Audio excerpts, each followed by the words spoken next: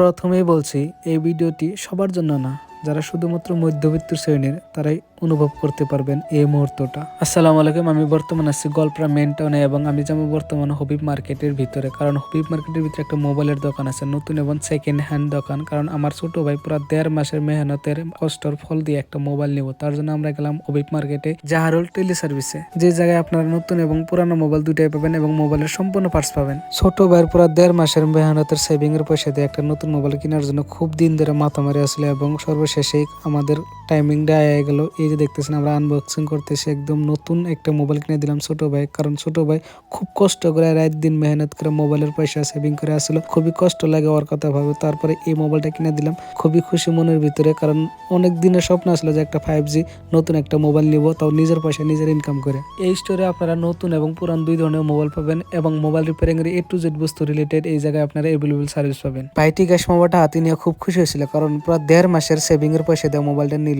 তার জন্য খুব মনে মনে হাসি একটা দেখলাম, মনের ভিতরে মুসকি মুসকি একটা হাসি মেরে আসলো। আপনারা হয়তো কমেন্ট করে কবেন যে কি মোবাইল নিলাম, আসলে না আমি করলাম না, ভিভো T3X 5G মডেলের একটা 5G মোবাইল নিলাম। যদিও সেকেন্ড হ্যান্ডের ভিতরেও সুন্দর সুন্দর অনেক মোবাইল আসলে, কিন্তু নেওয়ার মতো বাজেট আমার পকেটে নাই, তার জন্য নিলাম না।